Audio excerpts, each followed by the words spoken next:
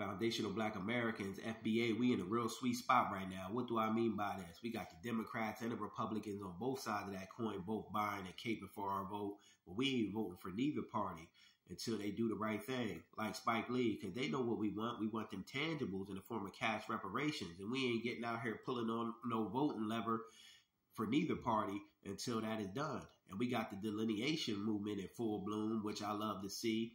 And what this is doing, this is why people is mad, because us delineating is forcing these tethers and these culture vultures to stand on their own 2 feet instead of us carrying our weight and their weight, hold their own nuts, so to speak.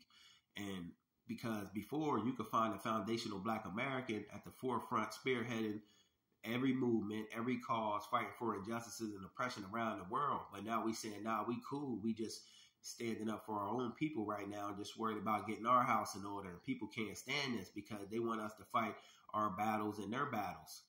They not used to us wanting to only fight for our own causes and needs. So this is why everything is in disarray with them, because only time I think foundational Black Americans was maybe more on code than this was back during Jim Crow segregation era, because Jim Crow segregation forced Black people to buy Black and support Black-owned businesses and stick together more, because we was fighting common enemies.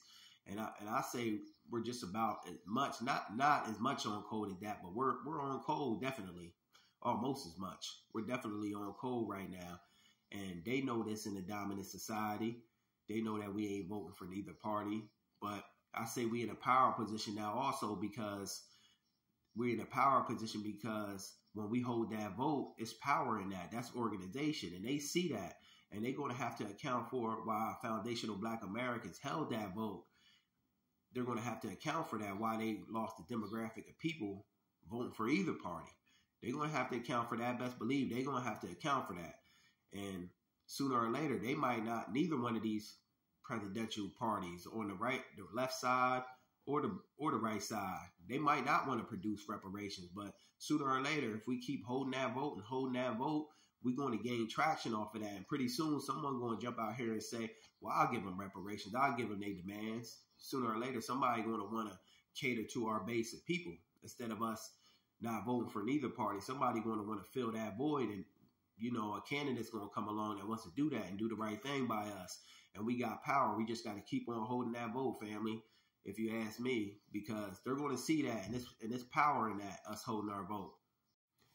See, what the Democratic Party expected was them to misuse and abuse us and them continually being able to garner our vote. Hell to the no. This ain't even how life works.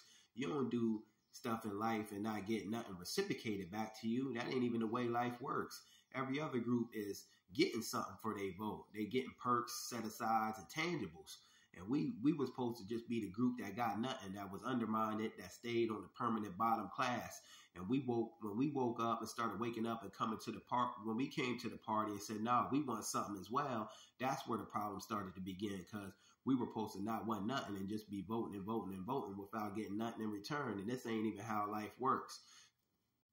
So let's keep our foot on the gas pedal, family, and hold that vote, because sooner or later, a candidate will come along and say, I want to cater to that base. I want foundational Black Americans to vote for me. Someone will say, I'll provide them with them reparations. That's not a handout, that's owed for the atrocity that was committed against them and their ancestors. And someone will say, I want to provide that Black hate crimes bill. But it's insanity, family, just to keep voting and voting and voting and not receiving something reciprocal in return. Nobody does this. And we just woke up now, and that's the part that they don't like, that got everyone in disarray. And another thing I want to add, one more thing I want to mention, is that when we see people jumping out here saying the Black community is in disarray, contrary to what people might think, we in a sweet spot right now. Don't let no one tell you that foundational Black Americans is in disarray. Nah, we on code now and more than what we ever been, except for that Jim Crow and segregation era, because that forced us to draw on each other more and patronize our people more.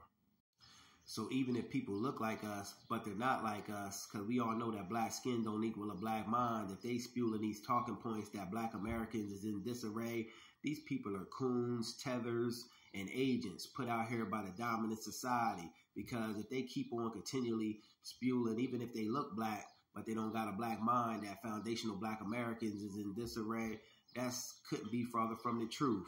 without offering no solutions, you know these people are agents and paid opposition, in my opinion, family.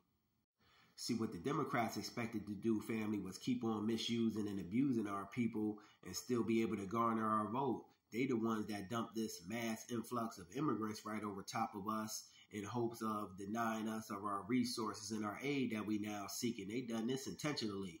And the Republican side of that coin, they ain't got no black policy. So I say let's stay on code and not vote for neither party. Let them feel the effects of losing the foundational black American, because despite what they might think, they all need the foundational black Americans. Just my thoughts on the matter. Peace.